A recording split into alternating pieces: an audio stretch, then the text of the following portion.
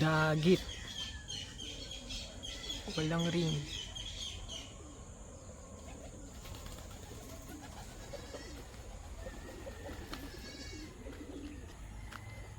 Ayun siya.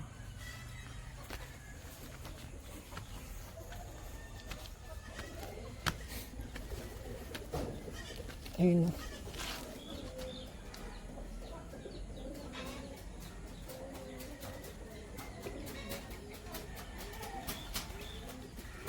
Ayan.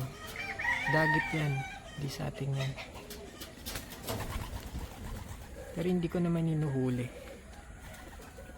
Kung kanino man to. Safe ang alaga mo. Hindi ko yan huhulihin.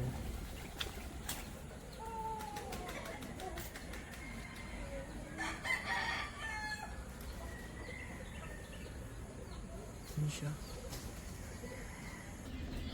Ayaw niya pumasok sa kulungan. Nandito naman siya sa mga manok. Nagugutom na talaga to. Dakmain ko na kaya. Di siya makawala. Oh.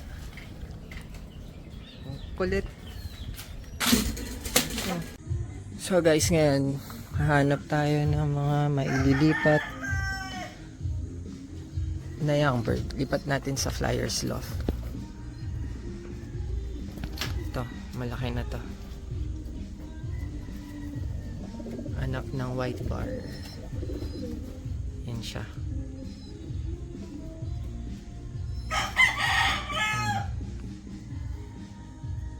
Lipat na natin.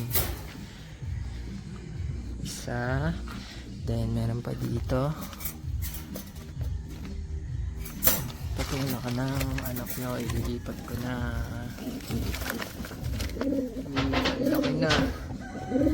So ito guys. Dalawa. Lilipat na natin.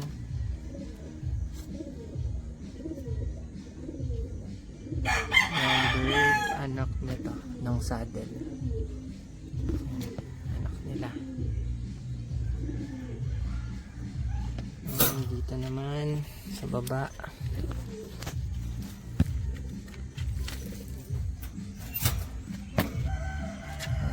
anak na ito, laki na.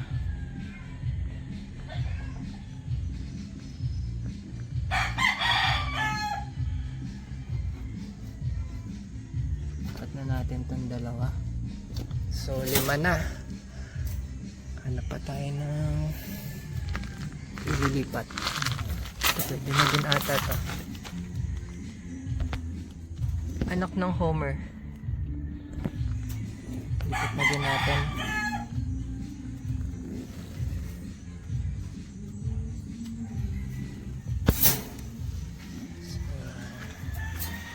Ay, ito hindi pa to pwede. Anak ng Red Tiger. Hindi pa yan pwede. So tayong 7 8. So 8 pang 8. Anak ng barless, pero hindi siya nag-barless. Dami na. Sana pa tayo. Maliit pa yan. Ito. Lipat na din natin to guys. Ito yung young bird nila. Isa lang.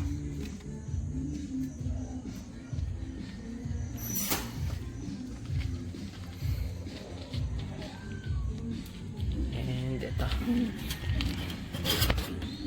Yan. Sa Black Tiger Grizzle. So yun lang. Guys, ito yung kalapate natin na sobrang laki. Oh. Di makalipad. Lalakad lang siya. Ayun yung manok kasing laki niya no. Naawain niya pa yung manok. Ang cute. Inagawan niya ng ng pagkain ng manok. Ito yung Homer.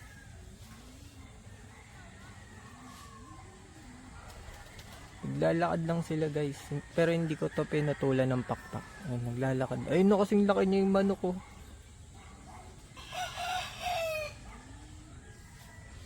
Ang laki.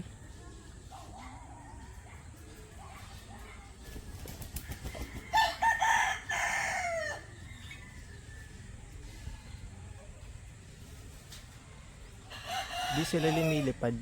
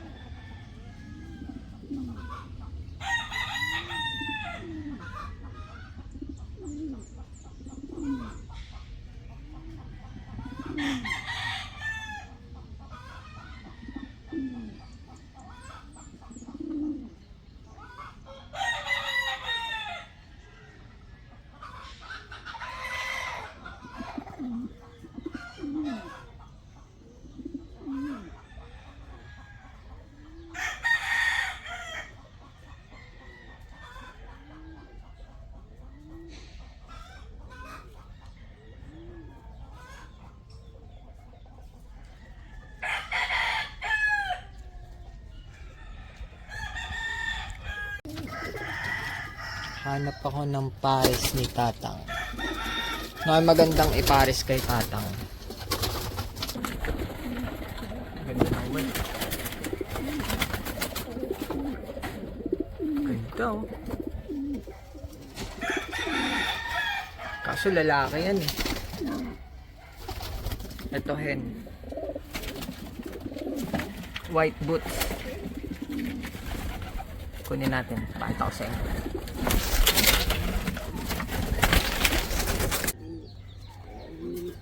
Hindi ka naman bumabara ako eh. So, ito yung pair mo. So, medyo white yung ano niya, feathers. Masyadong kalat yung pagka-white nito. So, black tiger to guys. And mas maganda to kung i-pair up natin sa pure black kay Tatang para mas gumanda yung kulay niya. Kasi maganda to, may boots to eh. Ayan o, may boots yan.